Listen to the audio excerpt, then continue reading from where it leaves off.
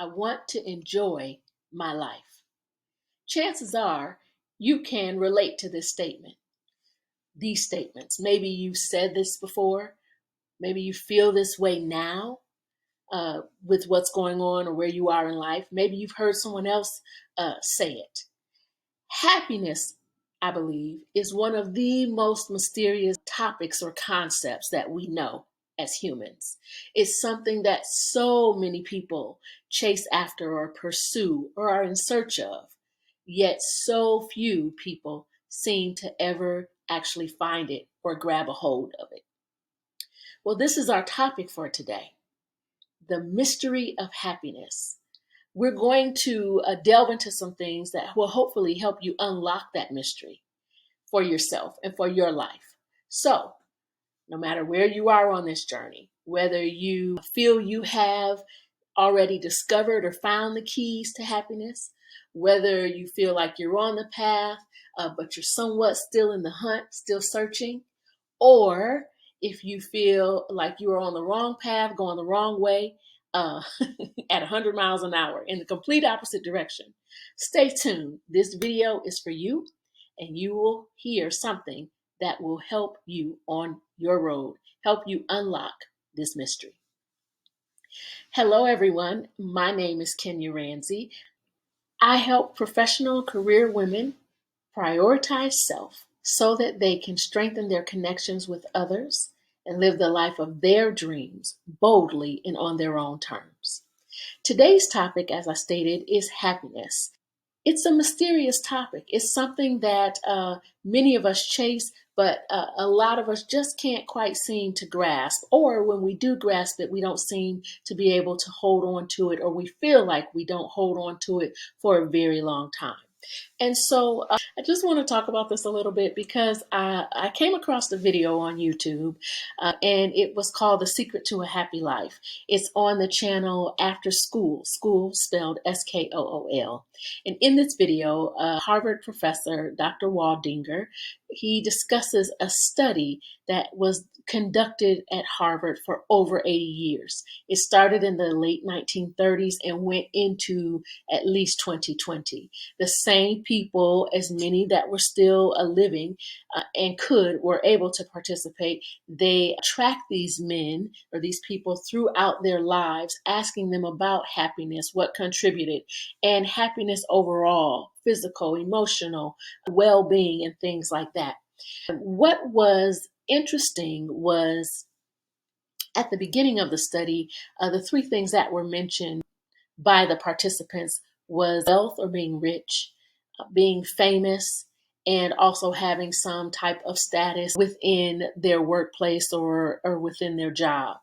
And even today, this study still connected with or cited some research that those are still the top three among today's up and coming professionals or the youth of today. What the study found, though, as time passed, both as time was moving along and as these participants looked back over their lives and toward the end of their lives, they found that none of those three were on the list of what caused them to be happy or what was the source of their happiness. What was found were two major kind of mind-boggling facts or earth-shattering facts, if you will. It really shook things up. They were unexpected. And the first one is that quality relationships contribute to people being healthier and happier. The number one contributor above all to a person's overall health and happiness and well-being is quality, meaningful relationships.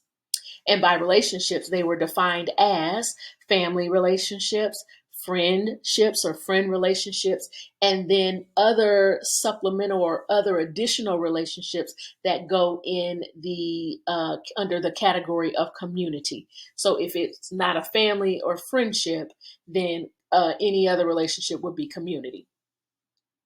The second underlying fact is that loneliness is toxic. And not just loneliness isn't good, but loneliness is toxic, meaning that just as much as quality relationships have provide an advantage.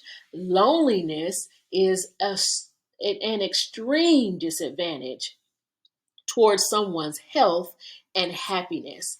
Now, I do want to sidebar here and say that loneliness and alone, or lonely and alone, those two words are often used by people with the assumption or the thinking that they mean the same thing, and they do not. Single is also thrown in there, as in unmarried.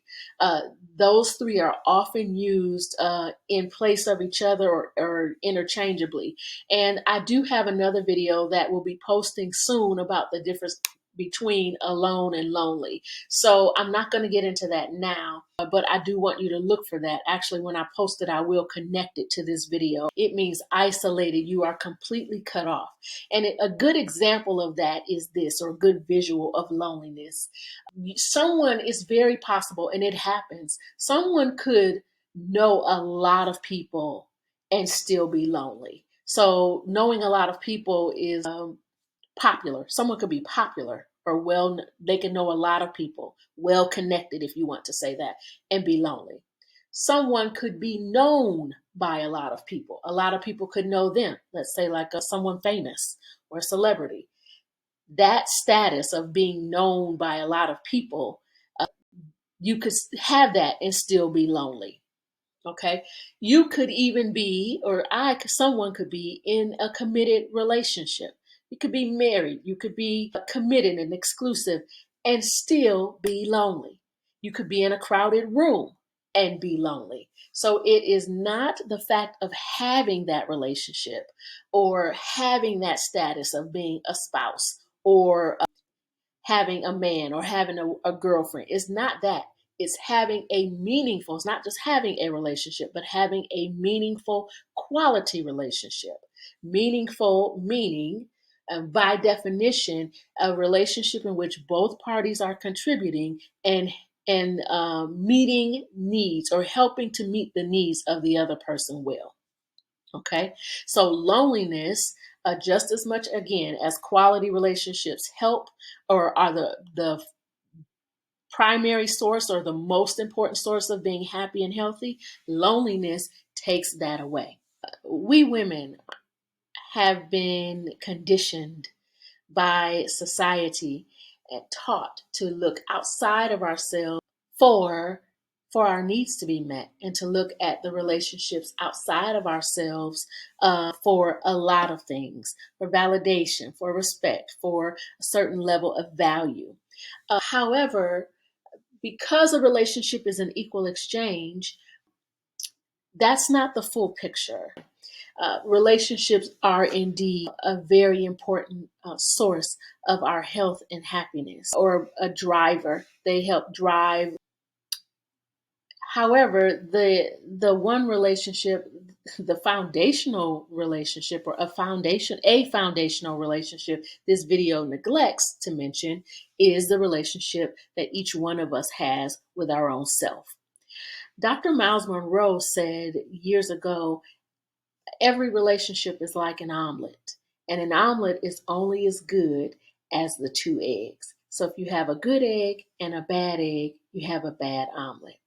I'm not saying people are bad, but I will say if you have a whole person and a partial person, or if you have a healed person and a broken person, if you have a whole and unwhole, then the relationship is not as good as it could be. It will be in some ways detrimental. This video has a lot of truth, but it does not have the whole truth. The first relationship, the first place that the first relationship, or our first practice with relating with someone, is relating with our own self. And I say that because, for the fact that I cannot give away what I do not have. If I'm in an exchange with you, for every relationship, I want you to think about your relationships right now. For every relationship you have, there is you giving and the other person giving. You giving to the other person and the other person giving to you. Egg A and egg B. What I bring to the table, that phrase, let me change it.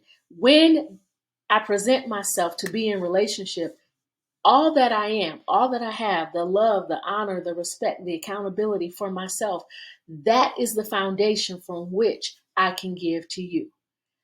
The level to which you love yourself, the level of how you respect yourself, how you talk to yourself, how you are accountable, you hold yourself accountable. If it's here, what you give to someone else will not go above here. If this is the pot, let's do it that way, of self-respect, of honor, of accountability you have for yourself, it is from this pot that you will give. Even if you were to give it all to that person, it can only come from what you have for yourself. There's no bigger pot. It comes from this because this is within you. It all begins within. So while it is great to be in relationship with others, yes, we all have a need for connection. Within all of us, there is a need, just like for food, water, and air, we have a need within the core of us to connect with others.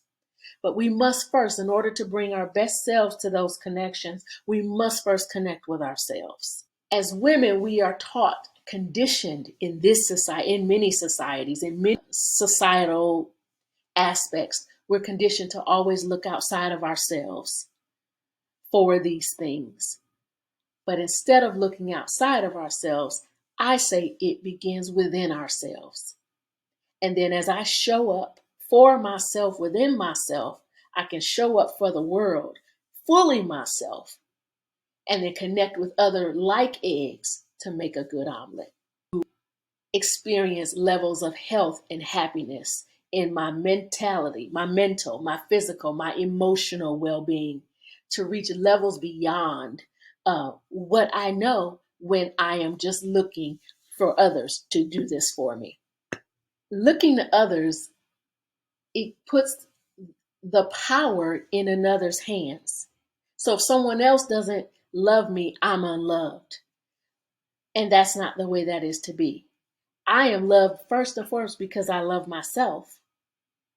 And then others can add to that love. I am respected because I respect myself. How I treat myself provides the standard for others that join in relationship with me. Or it will let them know if the standard is here and they only want to come here, we're not going to meet. My standard communicates to others how I am to be treated, how I am to be handled, and those types of things.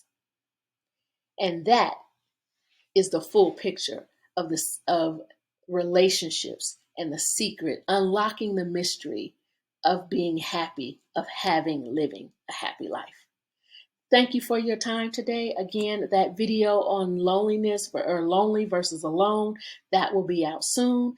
I hope that you heard something today that was insightful, that was helpful, was encouraging. If so, please take a moment, go ahead and hit the subscribe button if you'd like to hear more. I'll give you a moment to do that. Go ahead and hit the subscribe button. If you want to see the original video, it is in the caption below. Also, if you want to be notified when I post a video or when I go live, please ring the notification bell so that you can be made aware of when that happens. All right, thank you everyone, and I will see you soon.